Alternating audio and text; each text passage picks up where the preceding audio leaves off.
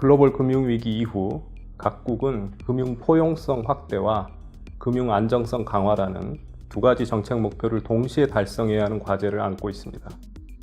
그런데 이 금융 포용성이라는 것이 저신용, 저소득 계층의 금융 접근성을 높여주는 것입니다. 그래서 어떻게 일견 보면은 금융 안정성하고는 상반되는 목표인 것처럼 보입니다. 지금부터 금융 포용성과 금융 안정의 관계에 대해서 살펴보고 두 정책 목표를 동시에 달성하기 위한 구체적인 방안에 대해서 생각해 보도록 하겠습니다.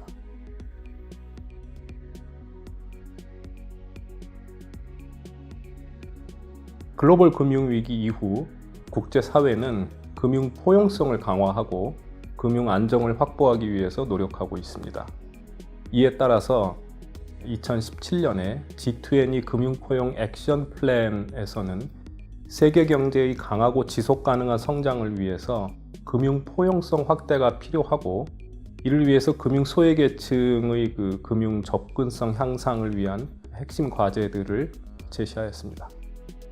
또한 금융위기 재발 방지를 위해서 금융안정위원회가 설치되었습니다. 또 바젤3가 도입되는 등 금융 안정을 위한 금융개혁 과제들도 추진되고 있습니다.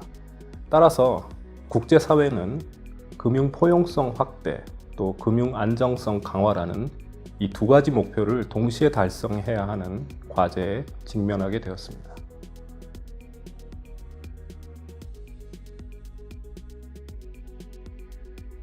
이론적으로 보면 금융 포용성을 확대하는 것은 금융 안정에 긍정적인 영향과 부정적인 영향을 모두 줄 수 있습니다. 긍정적인 영향으로는 첫째, 금융 포용성이 확대되면 더 많은 개인과 기업들이 공식적인 금융 시스템 안으로 들어오게 되고, 이에 따라서 은행의 예금 기반이 확대됩니다. 예금은 가장 안정적이고 저렴한 자금 조달 수단입니다. 따라서 은행의 안정성도 확대될 수 있습니다. 또한 은행이 창업이나 중소기업에 대한 대출을 늘리면 대출 포트폴리오가 다변화된다는 점에서 역시 은행의 안정성이 확대될 수 있습니다. 둘째, 금융 포용성이 확대되어 더 많은 개인과 중소기업이 금융 시스템으로 편입이 되면 통화정책의 효율성이 높아지기 때문에 경기 변동에 잘 대응할 수 있게 되고, 이에 따라 궁극적으로는 금융 안정에 기여하게 됩니다. 또한 금융 안정이 강화된다는 것은 은행의 경우에는 자본이 증가하는 등 위험에 대비한 버퍼가 늘어난다는 것을 의미합니다. 이 경우 은행이 좀 더 여유를 가지고 취약계층에 대한 금융 지원을 확대할 수 있게 되므로 금융 포용성이 확대되는 결과를 낳게 됩니다.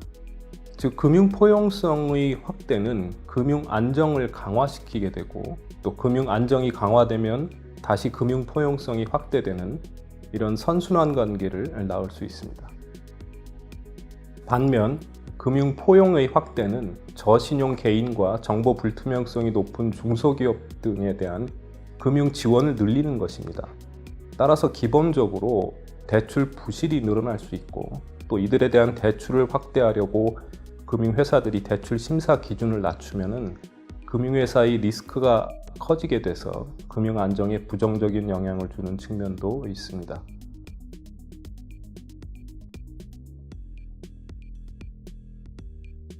지금까지 본 것처럼 금융 포용성 확대는 금융 안정에 긍정적인 영향도 줄 수 있고, 또 부정적인 영향도 함께 줄 수 있기 때문에 가능한 한 부정적인 영향을 최소화하는 방안을 모색해야 할 것입니다. 금융 포용성 확대에 따른 부실 대출을 최소화하기 위해서는 금융회사의 대출 심사 능력을 개선하고, 또 금융권의 신용정보 시스템을 고도화하는 등의 노력을 할 필요가 있습니다. 또한 표준적인 심사 기준을 그냥 사용하는 것보다는 관계금융을 통해서 대출 대상에 밀착하여 정성적 정보를 적극 활용하는 것도 필요합니다. 하지만 아무리 대출 심사 능력을 개선하고 또 신용정보 시스템의 품질을 높여도 금융 포용성 확대로 인한 대출 부실을 완전히 방지할 수는 없습니다. 이는 금융산업이 인허가 규제에 따라 어느 정도 독과점적 이익을 누리고 있는 만큼 이익의 일부를 사회에 환원하는 등 사회적 책임을 다한다는 관점에서 받아들일 필요가 있습니다.